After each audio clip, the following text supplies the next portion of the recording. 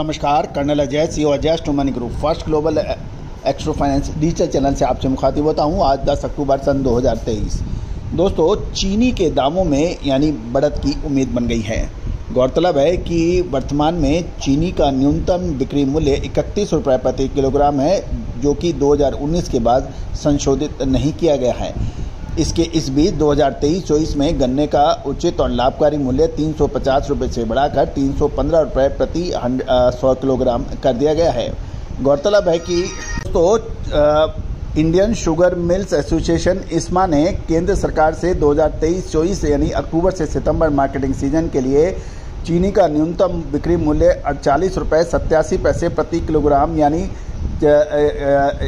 4,887 रुपये प्रति क्विंटल तय करने का अनुरोध किया गया है।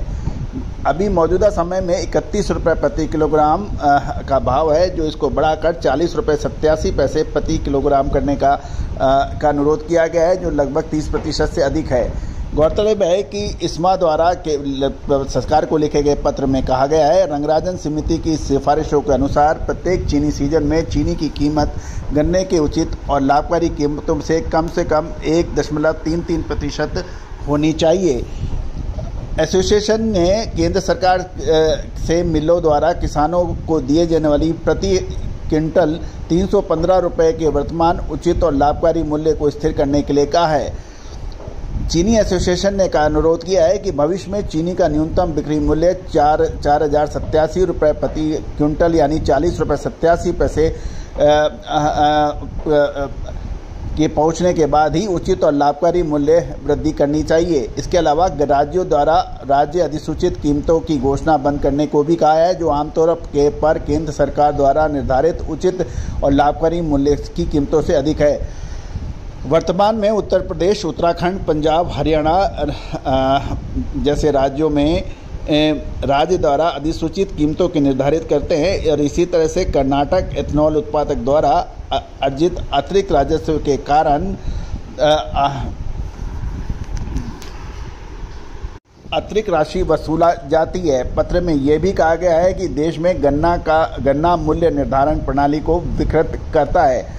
2023-24 के लिए कृषि लागत और मूल्य नीति आयोग की रिपोर्ट के अनुसार किसानों को गन्ना भुगतान का लगभग 80% बकाया उन राज्यों से है जो राज्य अनुसूचित कीमतें यानी राज्य अधिसूचित कीमतें प्रकाशित करते हैं।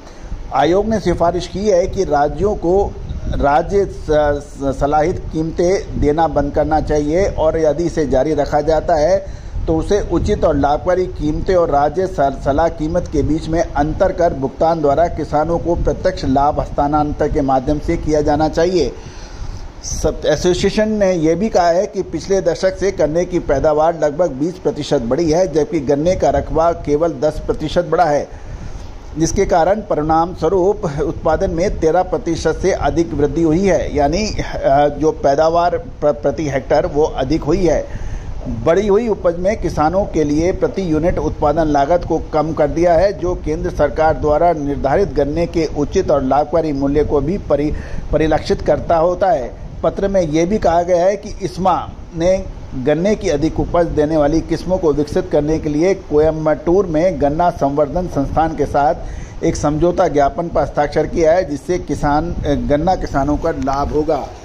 कुल मिला के ये एसोसिएशन का ये कहना है कि लगभग 10 रुपये प्रति केजी चीनी के दाम बढ़ने चाहिए, जो कि लगभग 30% होता है। मौजूदा समय में चीनी का न्यूनतम मूल्य 31 रुपये पैसे है, जो ये बढ़कर 40 रुपये से अधिक होना चाहिए। तो दोस्तों, ये एक महत्वपूर्ण सूचना है कि लेकिन इसको पूरा होना मुश्किल नज़र आ रहा है, क्योंकि 5 राज्यों में विधानसभा चुनाव की अधिसूचना जारी हो चुकी है, और इस समय सरकार किसी भी प्रकार से चीनी के दामों को बढ़त करने के मूड में शायद ना आए। इससे महंगाई और बढ़ सकती है। दोस्तों, हमारे चैनल को आप पहली बार आए हैं तो आप इसको यदि पसंद आता है तो इसको सब्सक्राइब अवश्य करिए। All the very best, good luck, happy trading.